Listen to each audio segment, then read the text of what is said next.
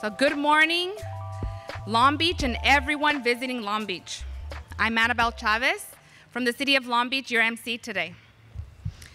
We welcome you on this exciting day to kick off a highly anticipated weekend with today's event, the 15th annual Motorsports Walk of Fame.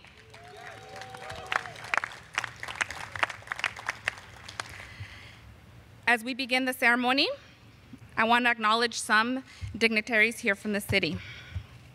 Raul Sen from CD2, Ray Morcheco from CD1, Linda Tatum, Assistant City Manager, and Tom Morica, our City Manager for the City of Long Beach.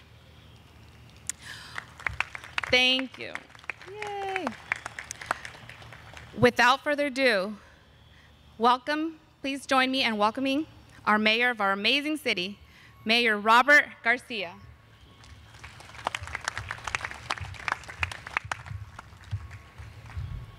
Well, good morning, everyone.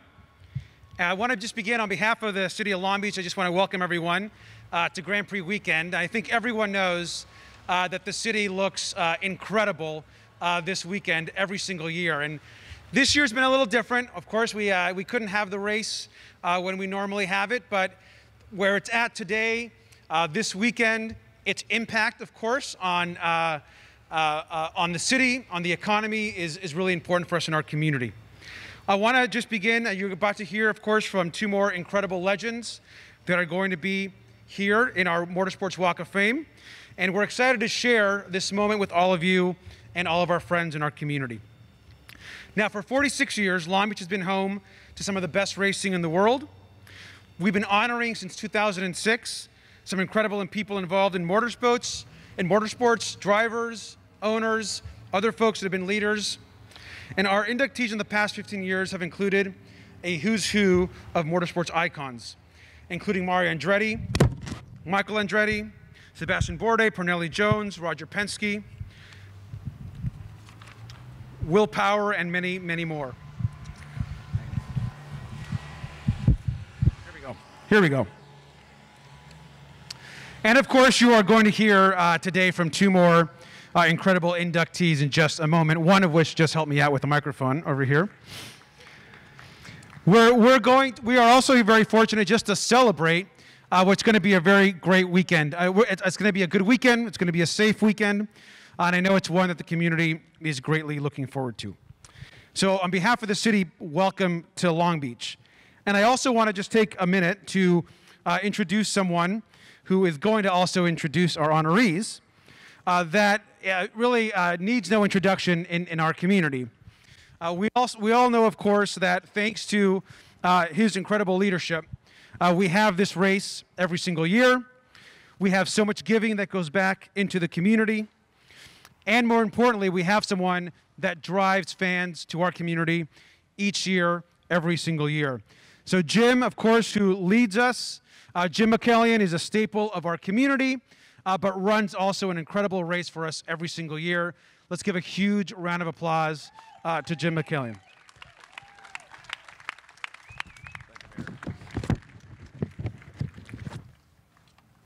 Thank you, Mayor, and on behalf of all of us at the Grand Prix Association, let me say how excited we are, one, to be back, and to have all of you join us at this party we're going to be putting on here this weekend.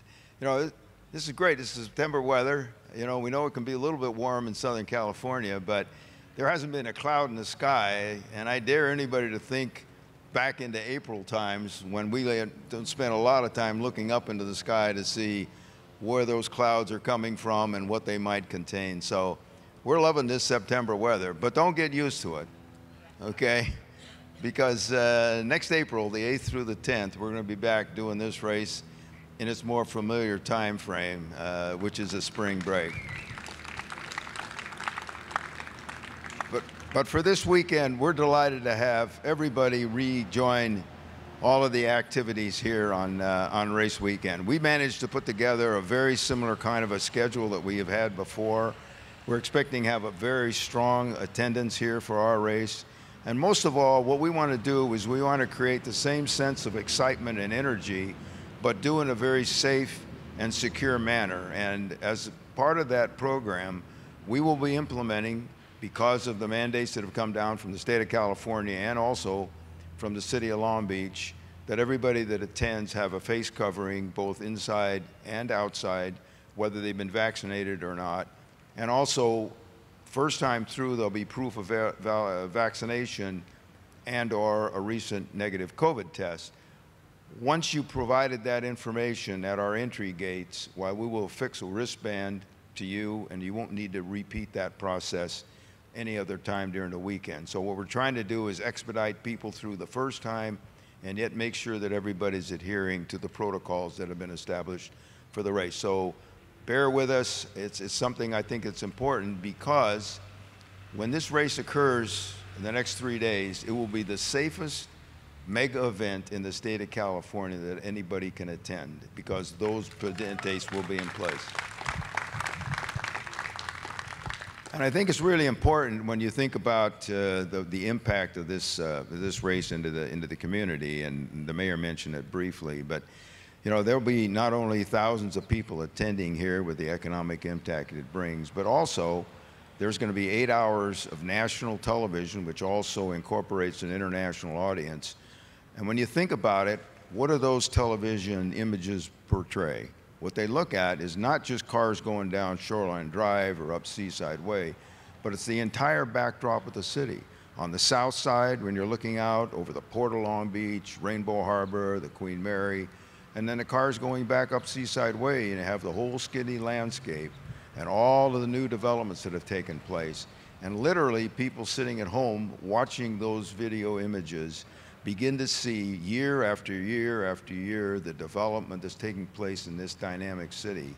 And they really become interested in seeing what's next in terms of where Long Beach is going. And that's a tremendous legacy. It's a legacy to Mayor Garcia, to all the city council members, and to the city administrative staff, that they've maintained that momentum, even given the challenging times that we've been through. So kudos to them for doing a great job. And we're looking forward to coming back here, not only in September, but back in April, to tell the story about what Long Beach is up to and how it's progressing as we go along. Before I go any further, I'd like to acknowledge a member of our Motorsports Walk of Fame who's joined us here. And let's see, where's Jimmy Vassar at? There he is, Mr. Vassar.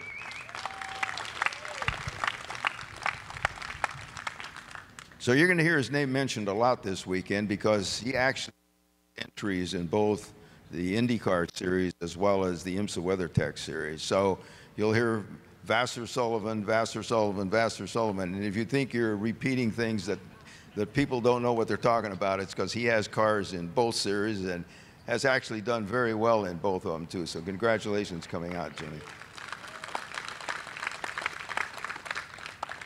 I don't see any other members from the Motorsports Walk of Fame. However, I want to acknowledge the absence of one of our members here. He was inducted back in 2016, and he was certainly known as the voice of the Grand Prix, and that's Mr. Bruce Flanders. And we lost Bruce back in April 2020, and that was a major loss for us, because you've listened to his voice when you've come to this race. He was here since 1978.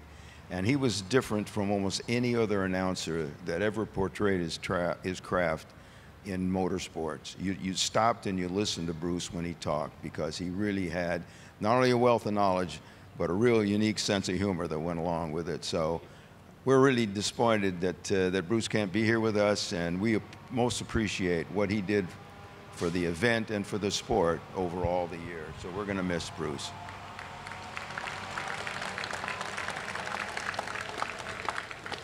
But on to the ceremony today, just a brief history. You know, I had the opportunity to invite both of our inductees to join us back in April of 2020, and they very readily accepted, and we were proceeding along. And then, of course, as you know, on March the 12th, we, as long as basically the entire nation, came to a halt. And so we obviously canceled the 2020 race. And then I contacted these two individuals again and said, well, we're going to do this in April of 2021.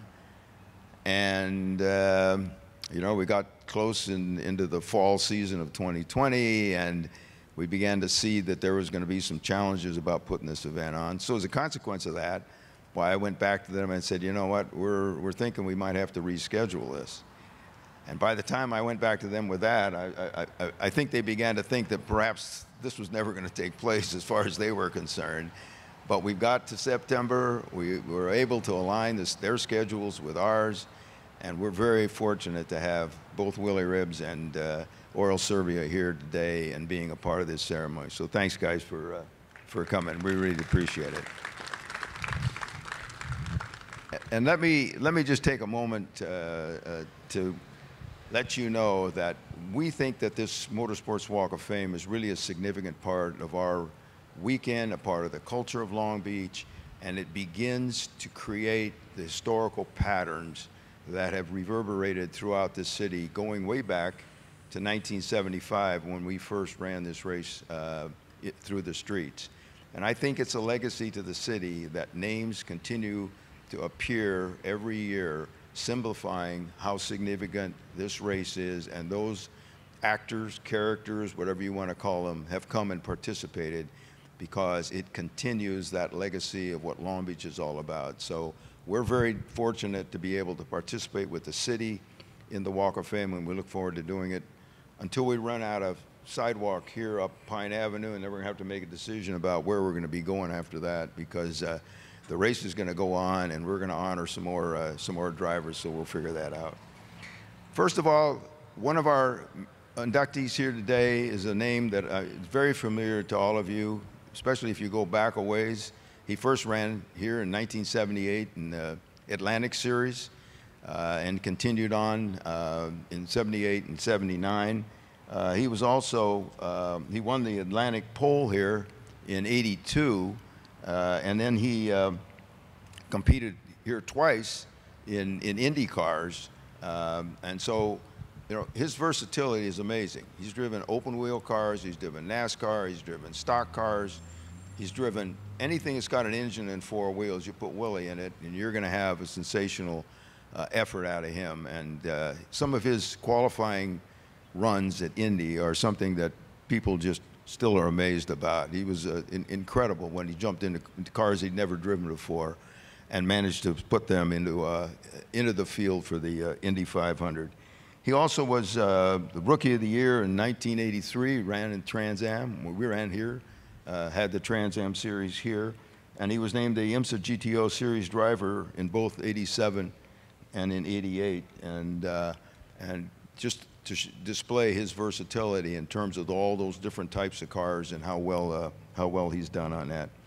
I also would like to say that Willy has faced some adversity and some challenges as he's come up through his career.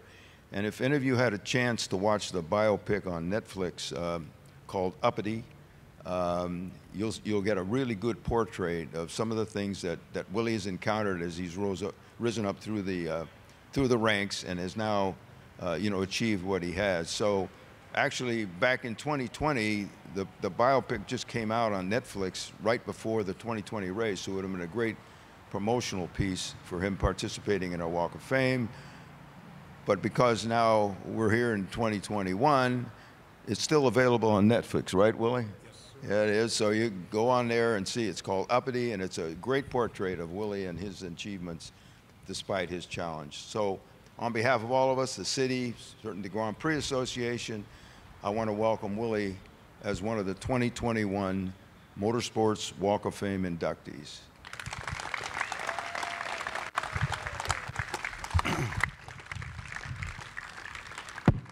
Thank you, Jim. Thank you, Long Beach Grand Prix Association. Thank you, everyone that's here. Thank you, the dignitaries, the mayor and city managers. And it's been a long history. 1975, when they had the very first race here, I was in that window. And there was no other buildings around here. Nothing was here. There was a couple of the buildings. It might be a landmark now, but that was my first experience with Long Beach and the Grand Prix. I watched it. And 3 years later, I went to England in 1977, won the Dunlop Formula Ford Championship, came back to the United States. This is where I made my debut in America, right here, Long Beach, 1978. And I made my IndyCar debut here in 1990. So it carries a lot of history, and I watched it grow. I mean, if there's any two cities in this country that auto racing built, it would be the Indianapolis 500 and Long Beach Grand Prix. No question. And usually things in California don't sustain themselves, right? It can go and come, and it's remarkable what the association's done and their commitment from the city. And look at this place now. This is Las Vegas without slot machines. And I'm honored to be inducted into the Walk of Fame. As a matter of fact, my wife asked me, she said, what kind of shoes you gonna wear? Yeah. So, and living in Texas, you know, you don't wear these out because there's a lot of rattlesnakes around. You got to wear something a little bit thicker. But it's been a long ride, and it's been a great ride through trial and tribulation. I'll always be able to say that it started here. When I came back from England, my first race in the United States was here.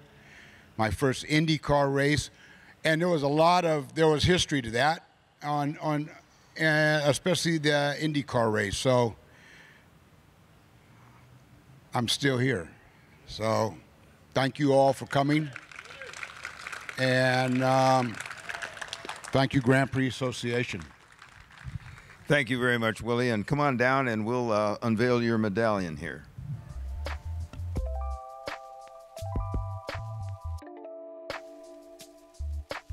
Thank you very much again, Willie, and we've given him a smaller replica of that medallion to keep for his sake. And we appreciate your coming out and being part. He came all the way from Texas, where he resides now. So thanks, Willie, and thank you very much for all you've done to contribute to the success of this event.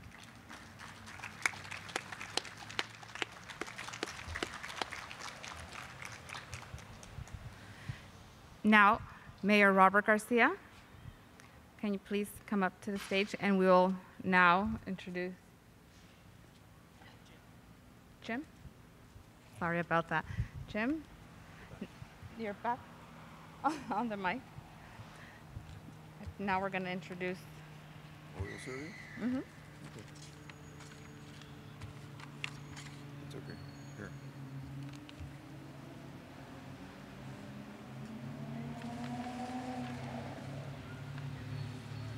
Okay. So the second of our inductees is Oriol Servia.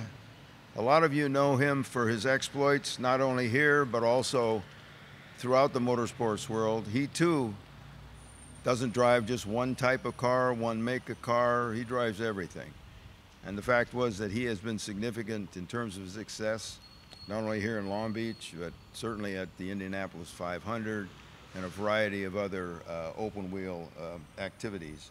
He was born in Spain, came to the United States in 1998, and then ran the Indy Lights Series. He finished 19th in his first race here at Long Beach before going on to win the series title in '99. And he competed in Indy cars 13 times on our city streets here in Long Beach. And his best finish was a second place in 2007. And he's, like I said, he's raced in what used to be the American Le Mans, now is the IMSA WeatherTech Challenge, Trans Am, Grand Am. He even ran the Formula E series, which is the electric car series, the international series.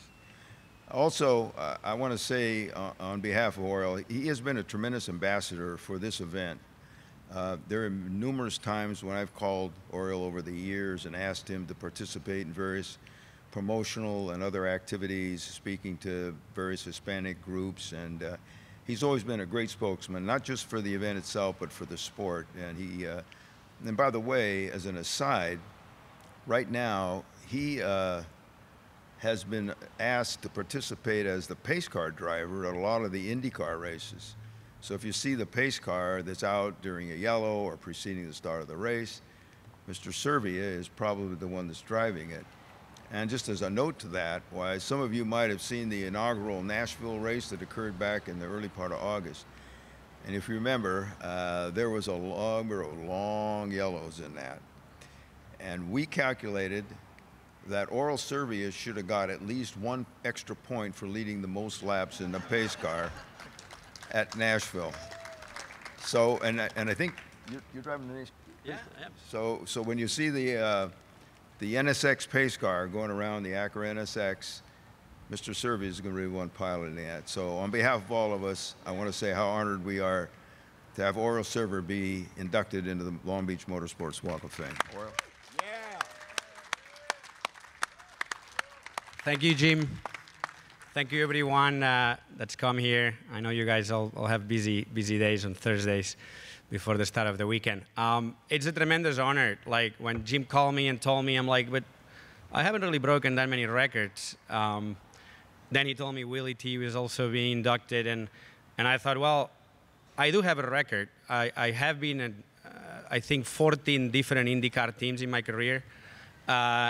So I guess the three of us, and I include Jim in the race, we're definitely being relentless. I know for sure how much Jim had to jump through loops through all his time leading this race to keep it together, and obviously Willy. So, you know, I'm gonna take it. It's been a great career. In many ways, it's a roller coaster of a career, but I think every motorsport career is a roller coaster career. When you look at 14 IndyCar teams, probably I've been to every ride in the Six Flags, right? If you think of it that way. So it's been great. Long Beach has been special for me, like I think all drivers. I have a couple of big moments. In '99, I was fighting for the win. I ended up in the wall in turn 1.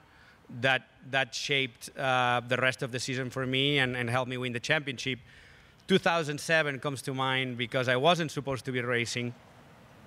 And I wasn't really prepared, but I got a call last minute to get in the car of Paul Tracy, who just got injured on Friday, and started at the back and finished second. So we didn't win, but we got close, and it's just such a special race that you know, I honestly feel extremely proud to be here, to be thought in this way, to be in the company of these other stars that mark this race.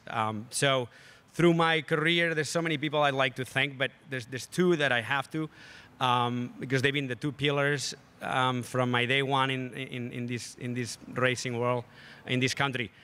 One started as a competitor, became a mentor, then a friend, and it's someone who we're here today, but he kind of started practicing with me or showing me how is it done, a proper walk of shame in Vegas. Jimmy Vasser, and it's so funny that we end up here at the Walk of Fame today. Thanks for becoming the big brother I never had, Jimmy. And then, it's funny, but I have never thanked my wife, ever. Every IndyCar driver, when it comes to the banquet at the Indy 500, thanks properly the wife that is always there. And I always saved it for the day I was going to win. I wanted to make it really special. I still may, and I still owe you that one, but Jackie's been with me through this roller coaster, not just the fun rides, but also all the long lines in between sometimes. And I could have not chosen a better partner, and I'm so happy we did it together. So thank you.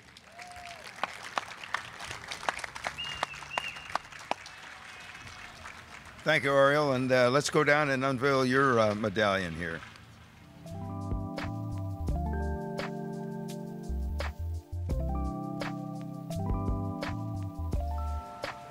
Thanks again to Oriol and Willy for coming today. And Oriol, I'd like to give you a replica of that medallion. You can keep that on your shelf. And thank you to all of you for coming. We really appreciate the support you've given to the Motorsports Walk of Fame. And let's have one more hand for both of our inductees here.